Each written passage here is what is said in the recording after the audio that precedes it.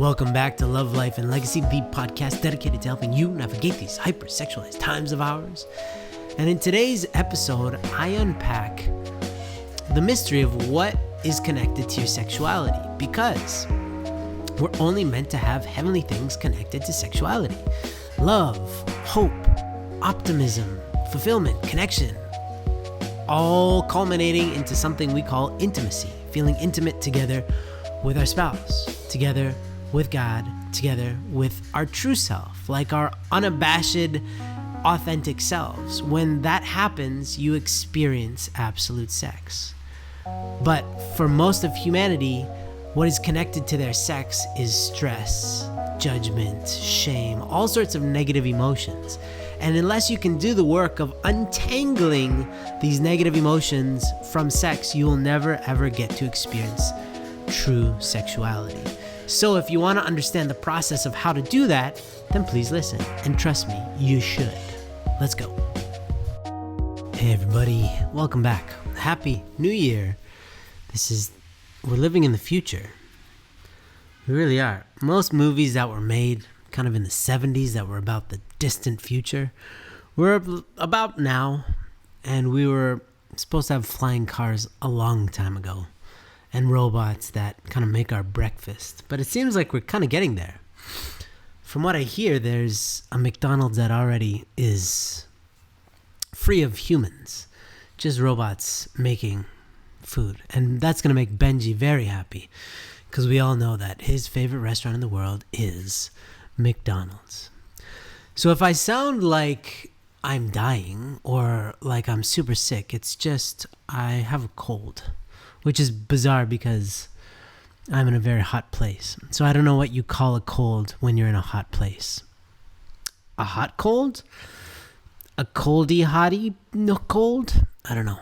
But if I sound weird, or weirder, that is, I had a friend in high school who I remember calling him back in the day. Many of you won't ever relate to this because before cell phones, we had phones in our house that you shared with your whole family.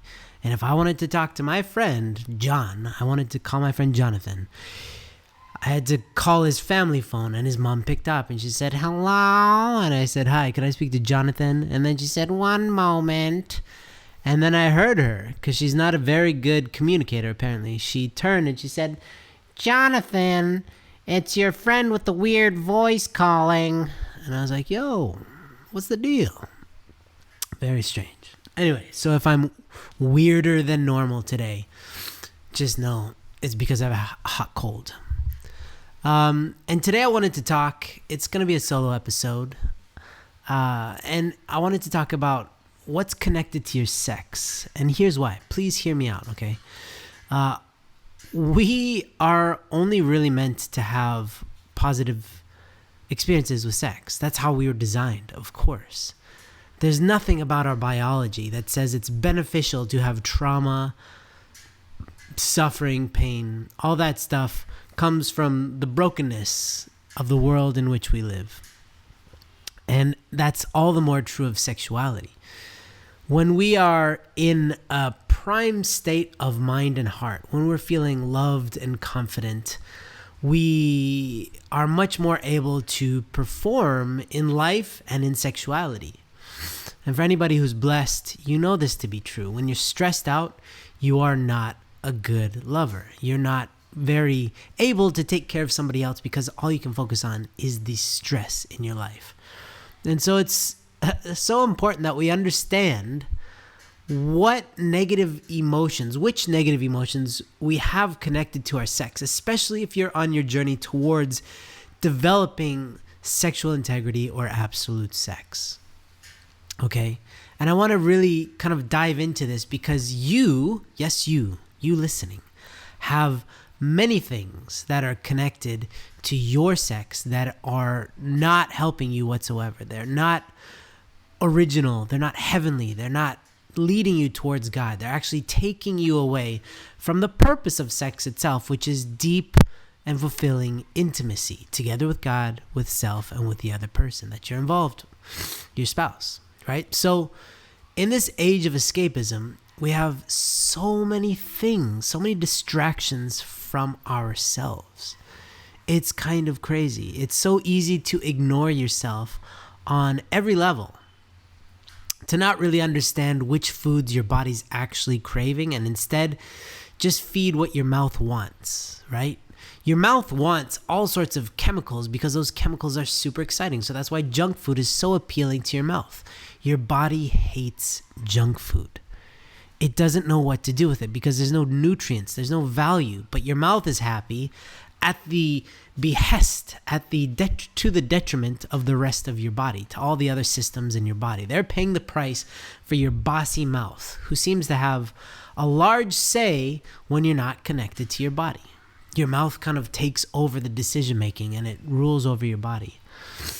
But so that's like, basic food stuff. But think about how many of you are really connected to your emotions, that understand which emotion you're feeling and why you're feeling that emotion and what you should do. What's the most productive thing to do while you're steeped in that emotion? Most of us, when we're angry, we just blame the world. It's that person's fault.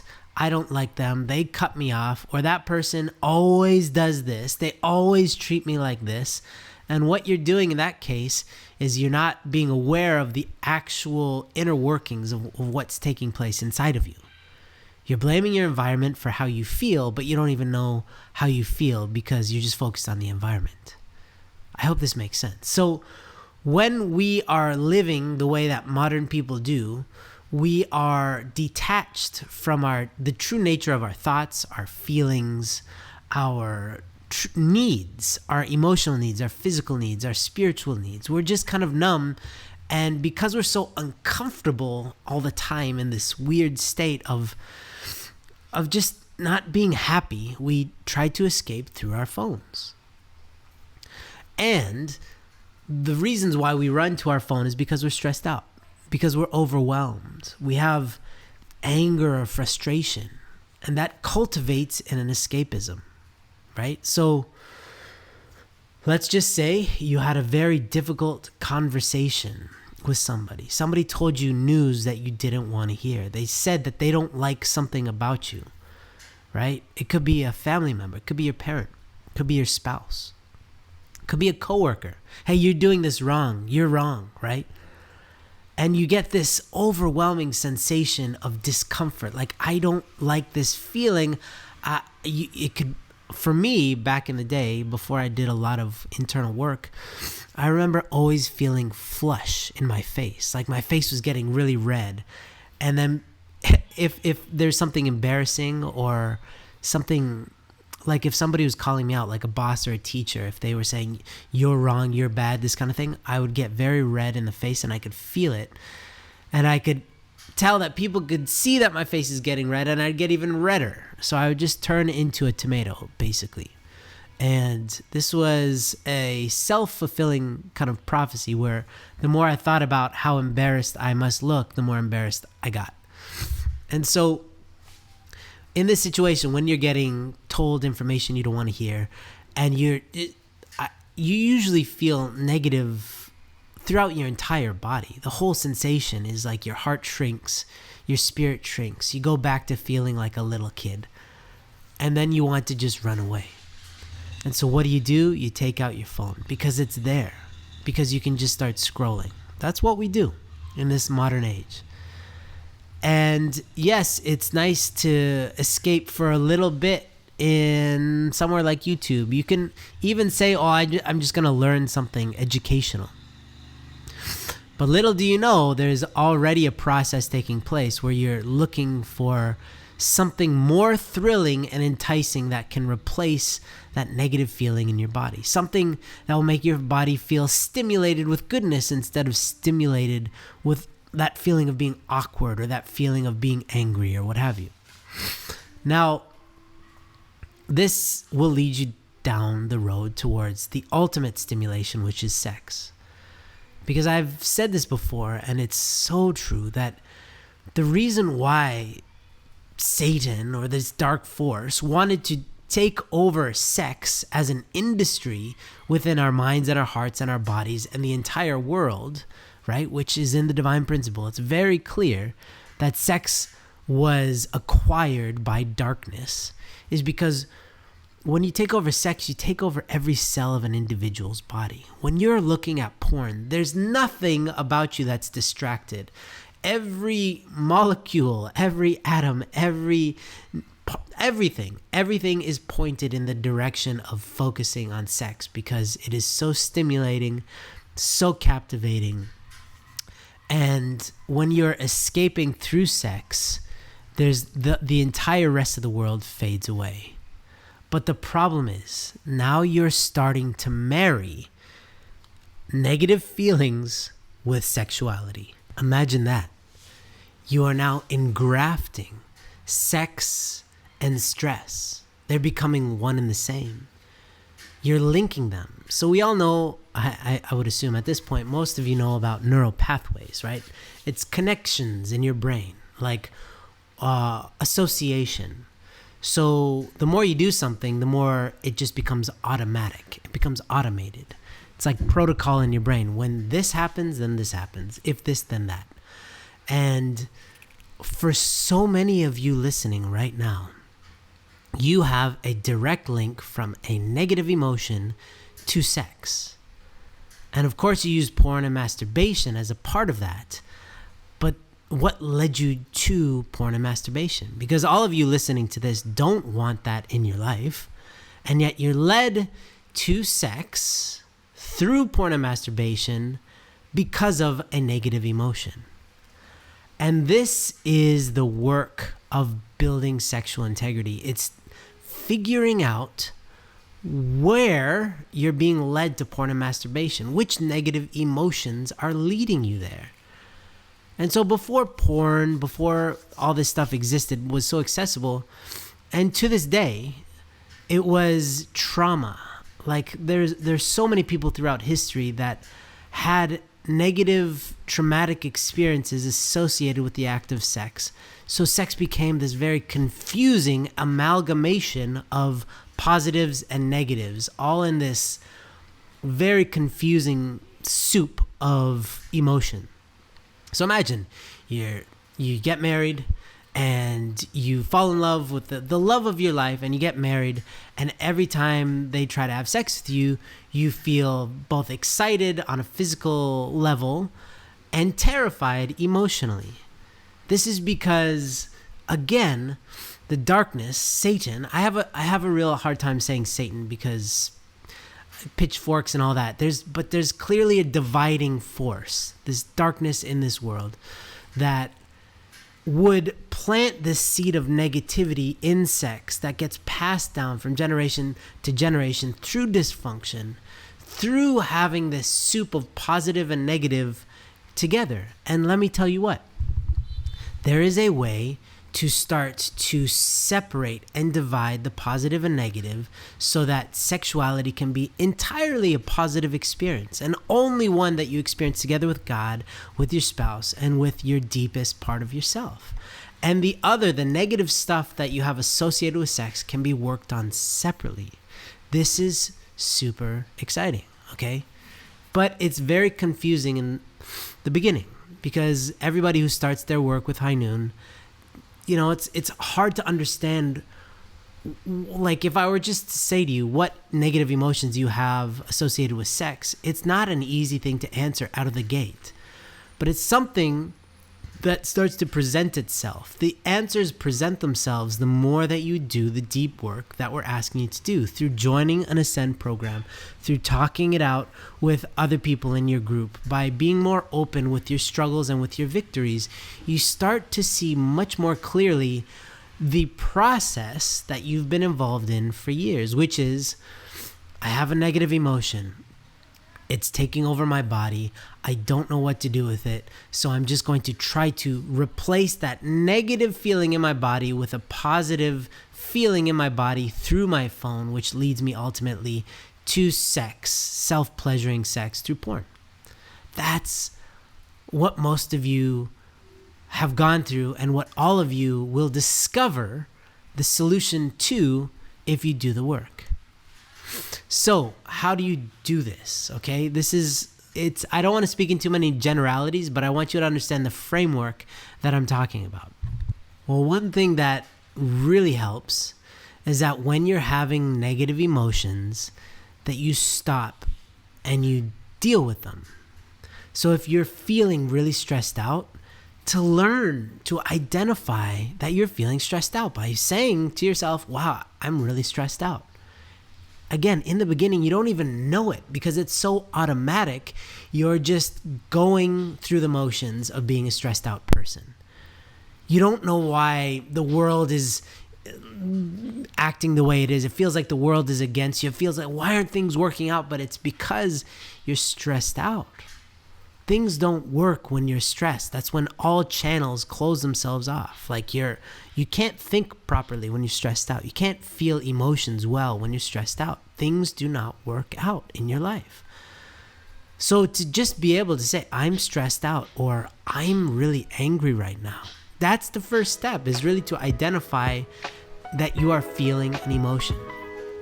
Hey, just a quick interruption to tell you about the 40-day High Noon Challenge. If you're trying to find a way to start living a high noon life today with no shadows and create a radiant blessing, then this simple challenge is for you. We will send you daily lessons from our team that will keep you motivated on your journey. It's totally free, guys, and you'll get constant content directly to you. Just sign up today at highnoon.org/challenge. That is highnoon.org/challenge. All right, back to the show. The next step is to find something productive to do while you're feeling that emotion. You're like, okay, I'm feeling very stressed out right now. I need to go for a walk. I need to call somebody. I need to meditate and chill out. I need to close my computer and just breathe, walk around, look at something beautiful, remind myself that life is more important than this email that's stressing me out or whatever. You will find your way. And it doesn't necessarily need to be this one panacea, this one solution to all of your problems. You will come up with a cocktail of things that help you to process this emotion in a healthy way. But here's a secret. One thing that I've just been saying recently that is so obvious that it's ridiculous, but it eludes all of us, is that sex involves other people. We are living in a society where you can have tons of sex with imaginary people and never actually feel connected to anybody, including yourself. So to involve other people in the process, it's all about connection. Just in the same way that sexuality should involve other people, like a real person, and we've been detaching real people from the act of sex through porn and masturbation, we need to then replace this void of being alone and associating aloneness, loneliness, selfishness with sex. Replace that with connection to other people. That's what we're looking for. That means talking to people is a huge part of this. It's not the only part, because again, we need to learn how to connect to Heavenly Parent, our God, other people, and ourselves. So when you're feeling these emotions, stress, overwhelm, anger, frustration, whatever it is, to understand that sometimes we just need to step back and sit with ourselves. Sometimes we need to have a conversation with God to figure out what's going on. And sometimes we need to call somebody. One of those three, right? And if you start identifying the emotion that you have and start practicing doing something productive with that emotion by talking about it with somebody, talking about it with yourself, or talking about it with God, then you will start to understand what is triggering this emotion to happen. And you will start to understand things about yourself that you did not know. You were blind to them. This is really kind of exciting. But what you're doing is you're also separating that connection between sex and this negative emotion, because now you're sitting with the emotion and you're dealing with it, and you're not running to sex to save you from this emotion, which is what you think you're doing, but you're actually bringing this emotion to sex and you're merging them together. So instead of doing that, you're separately working together with this emotion, with other people, with God, with yourself, in this kind of trinity, this holy trinity, and you're coming to a more peaceful place. And the more that you do that, right? So typically people are just automatically running to porn, not thinking about it. They're merging negative emotions and sex, and that's the automatic response. But when you start being more intentional, then you work on your emotions and keep on doing that, it actually becomes automatic to deal with your emotions. When you're stressed out, you start doing the productive thing instead of going to porn. This is the process of becoming the owner of yourself. Because now you see that you're a vessel and you have things going through you all the time. All sorts of thoughts and emotions, all sorts of spiritual phenomenon. It's all happening through you instead of just being possessed by whatever the latest emotion is or the latest thought is. You realize that we're meant to be like orchestrators or conductors that feel things, a variety of things. Like anger is not a bad emotion. It can be quite productive if you know how to wrestle with it. It's trying to tell you something, but you need to communicate with it. Running away from anger and going to porn means that you're deaf to both sex and to your emotions. But when you start to speak the same language as your emotions and you realize that they're just trying to tell you something, then you become the owner of yourself. And you start to separate sex from the negative emotions. So this is really, really exciting. And it's what's happening already for so many of you. And we want to help you expedite that journey so that you can get there quicker to the place where you really are the owner of your thoughts and feelings, of your spirituality, of your body. And when we start to really heal our past pain, then we can enter into a relationship with sexuality that is whole and fulfilling. And God can truly enter the center of that, which is the purpose of sex and is the purpose of existence according to true parents. Read The Core of the Universe. So sex fulfills its purpose only when we become owners of ourselves. And then we can experience intimacy with ourselves, with our spouse, and with God on a level that is unprecedented to humanity thus far, because we've never merged those three. That's like all three blessings coming together in the act of sex. It's amazing.